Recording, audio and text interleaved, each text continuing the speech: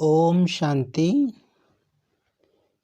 आज हम 28 फरवरी 2024 बाबा की मुरली से मेन पॉइंट्स देखेंगे। मुरली का सार है, मीठे बच्चे भारतवासियों को सिद्ध कर बताओ कि शिव जयंती ही गीता जयंती है। गीता से फिर होती है श्री कृष्ण जयंती। बाबा कहते तुम्हें सबको सिद्ध करके ये बताना है कि पहले शिव जयंती होती है, उसके बाद गीता जयंती होती है। मुरली में प्रश्न है, किसी भी धर्म की स्थापना का मुख्य आधार क्या है? धर्म स्थापक कौन सा कार्य नहीं करते जो बाप करते हैं? बाबा कहते किसी भी धर्म की स्थापना के लिए पवित्रता का बल चाहिए। सभी धर्म पवित्रता के बल से स्थापन हुए, लेकिन कोई भी धर्म स्थापक किसी को पावन नहीं बनाते, क्योंकि जब धर्म स्थापन होते हैं तब माया का राज्य है।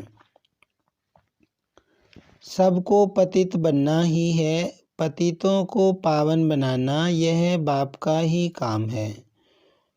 वही पावन बनने की श्रीमत देते हैं। बाबा समझाते कि कोई भी धर्म जब स्थापन किया जाता है तो वो पवित्रता के द्वारा ही स्थापन किया जाता है।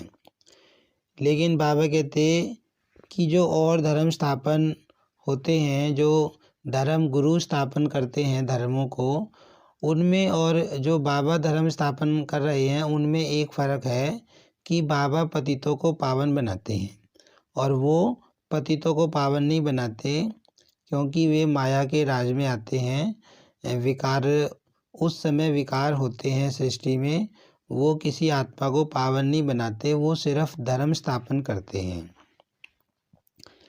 गीत है इस पाप की दुनिया से।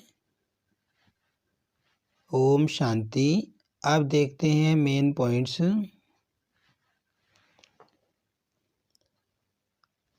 अब देखो शिव जयंती आने वाली है, सिद्ध कर समझाना है। शिव को ही कहा जाता है ज्ञान का सागर, अर्थात सृष्टि को पावन करने वाला परम पिता परमात्मा। बाबा कहते कि शिव जयंती आ रही है तो तुम्हें सिद्ध करना है कि ज्ञान का सागर और सृष्टि को पावन बनाने वाला परमात्मा शिव ही है। बाबा ने कहा कि शिव जयंती का उनको पता नहीं है। शिव ही निराकार परम पिता परमात्मा है जो संगम युग पर सृष्टि रचते हैं और सतयुग में फिर श्री कृष्ण का जन्म होता है। तो बाबा कहते हैं इससे सिद्ध होता है कि पहले शिव जयंती होती है, कृष्ण जयंती बाद में होती है। श्री कृष्ण के जन्म की तैयारी हो रही है। गीता जरूर संगम पर ही गाई है, अब संगम पर किसको लाएं? कृष्ण तो आ ना सके। बाबा कहते हैं उनको ये बताओ कि संगम पर गीता शिव ने गाई, उसके बाद कृष्ण सतयुग में आया।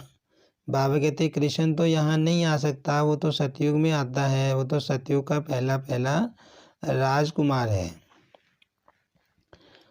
गंगा जल का ही महत्व है। बहुत वैष्णव लोग जाते हैं, मटके भरकर ले आते हैं, फिर उनमें से बूंद बूंद डालकर पीते रहते हैं कि सब रोग मिट जाएं। बाबा कहते बहुत लोग गंगा के जल का मान समझते हैं, गंगा जल को मानते हैं। बाबा कहते वास्तव में ज्ञान अमृत की धारा, ये जो बाबा ज्ञान सुना रहे हैं ये है। इस ज्ञान अमृत की धारा को ग्रहण करके आत्मा 21 जन्म के लिए दुखों से छूट जाती है। और बाबा कहते हैं उस पानी को पीने से कोई देवता नहीं बनता, लेकिन बाबा ने कहा इस ज्ञान अमृत का थोड़ा सा अंश भी कोई आत्मा लेती है तो वो स्वर्ग का हकदार बन जाती है। श्री कृष्ण को नॉलेजफुल ब्लिसफुल नहीं कहेंगे। शिव परमात्मा ही नॉलेज देते हैं, रहम करते हैं। बाबा कहते हैं उनको समझाओ कि नॉलेज देने वाला परमात्मा है, वही रहम दिल है, वही सब पर रहम करता है ज्ञान सुनाकर। बाबा ने कहा नॉलेज ही रहम होती है। जैसे मास्टर रहम कर पढ़ाते हैं, बैरिस्टर इंजीनियर बनाते हैं, इसी तरह बाबा भी नॉलेज देकर रहम करते हैं आत्माओं के ऊपर। बाबा कहते हैं, मैं गाइड बनकर आया हूँ, तुम उड़ने लायक तो बनो। माया ने पंख तोड़ डाले हैं। बाबा कहते हैं, अभी तुम उड़ने लायक नहीं हो, माया ने तुम्हारे पंख तोड़ डाले हैं। बाबा तुमको ज्ञान और योग के पंख दे रहे हैं। धारणा के लिए मुख्य सार है,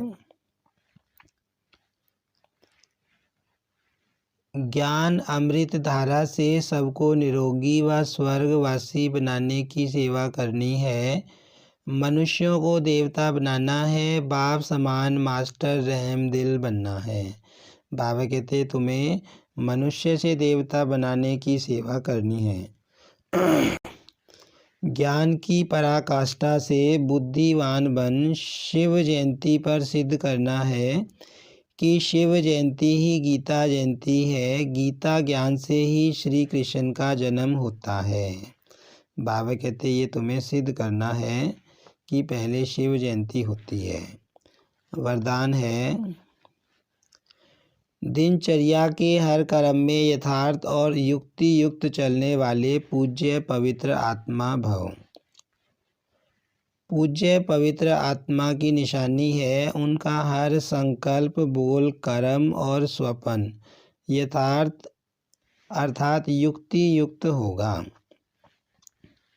हर संकल्प में अर्थ होगा, ऐसे नहीं कि ऐसे ही बोल दिया निकल गया, कर लिया हो गया।